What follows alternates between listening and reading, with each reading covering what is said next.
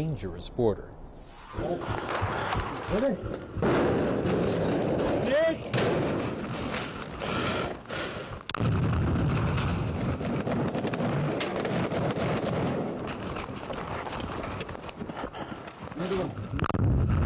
These soldiers are clearing a house they suspect of being a Taliban hideout. But these are not US troops, and this is not Afghanistan.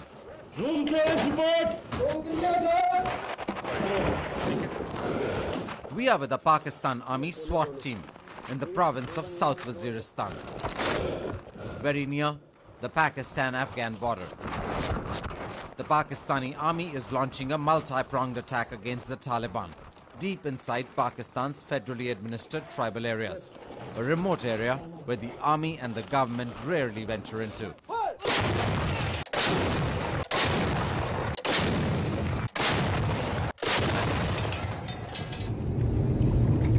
The army pushes forward towards a village, which has been a base of operations for the Taliban. We watch for sharpshooters. An engineer's officer, trained in detecting landmines, drives us. He's on the lookout for improvised explosive devices, or IEDs. As we drive along the rugged road, an alert. Okay, thank you. Actually, they have said that there is a suicide threat. A suicide bomber. We scan for a motorcycle, a car, even a bicycle driven by a man who wants us dead. But we see no sign of people here. It is stark empty. The military had asked the civilians to evacuate before the fighting began. We reach our objective, the village of Makeen, where the 57th Punjab Regiment of the Pakistan Army readies itself to launch a coordinated strike. So we are under fire here from the Taliban. We're in a forward position, and they're making sure that this village gets cleared in the next few hours. The sound of artillery fire engulfs the valley. As we move forward with the Alpha and Charlie companies of this infantry unit, an IED is detected. So, from the pressure of the vehicle or some individual, this can blast off. And it is connected to ammunition. These explosive devices are systematically planted. The Taliban have become expert in this kind of long-distance death. It's a big loss. 90 for 1 PL forward.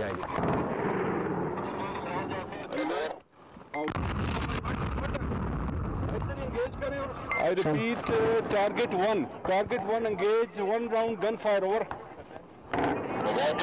Today's operation is successful.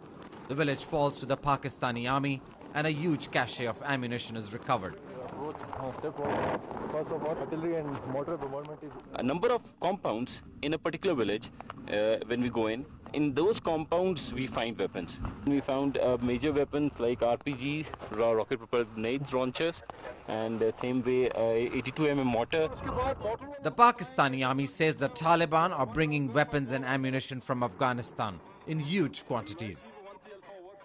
From Makeen, the border between Afghanistan and Pakistan is only a few miles away, but it's virtually non-existent.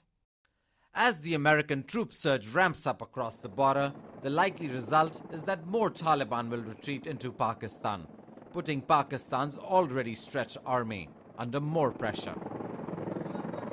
The worry is that the Taliban will camp out here, cause widespread destruction, and then simply move back to Afghanistan again when the US troop presence winds down. This wouldn't be the first time the Taliban have used Pakistani territory as a rearguard retreat. The tribal areas are their most sympathetic refuge. Most people here are from the Pashtun tribe, like the Afghani Taliban. I meet up with one of the key officers overseeing the Pakistani army's move into the border areas. Brigadier Shafiq has a long beard and no mustache, a sign of a devout Muslim. But he is determined to wipe out the Taliban. Shafiq is commander of the Jhandola flank.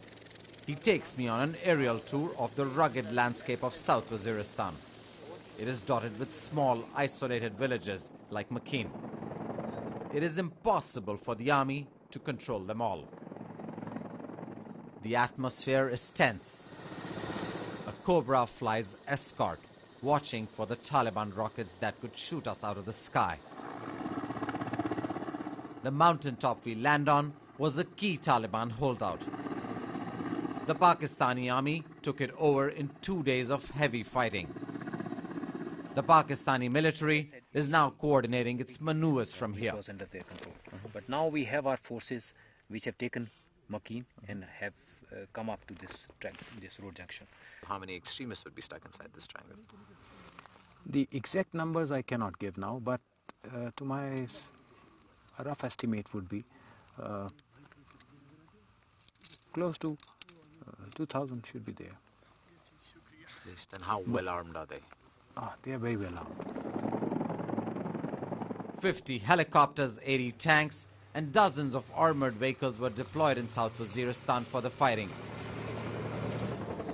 Army figures show that close to 500 terrorists have been killed. Dozens have been captured. Last month, this offensive was declared a success, but it is far from over. Wait, Imran, wait. There have been dozens of Taliban attacks in recent weeks. But the bigger problem is that the main Taliban leaders have slipped away to other tribal areas. The US says the Pakistan army is not doing enough. These soldiers on the ground disagree. Give me okay report first, Imran. They can come over here, they sit with us, and they see what we are doing. The things are right in front of you. This is unconventional war. What we are doing over here, it's not for ourselves, for Pakistan. Rather, we are doing for the whole world. But in spite of the army's offensive, Taliban keep retaking villages like Makeen. As the night falls, Taliban begin resurfacing and moving. The army does not sleep either, pounding them with 130 mm artillery shells.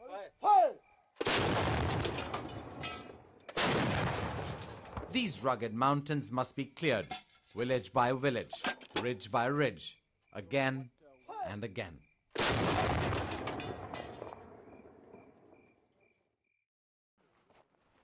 This was the home of Bayatullah Masood, the most notorious Taliban leader in Pakistan. He headed the Tehreek-e-Taliban, a once 5,000-member strong force. In August 2009, he was killed in a US drone attack. Bayatullah is believed to be responsible for the assassination of former Prime Minister Benazir Bhutto. Today, his house has been flattened by the army. They found a large quantity of weapons stored in an underground bunker. And they bring them here, and they depict it. Just a few hundred meters away, a disturbing scene. A complex that was the indoctrination center for teenage suicide bombers. This may be the stages rooming from one room to another beautiful room to another beautiful room.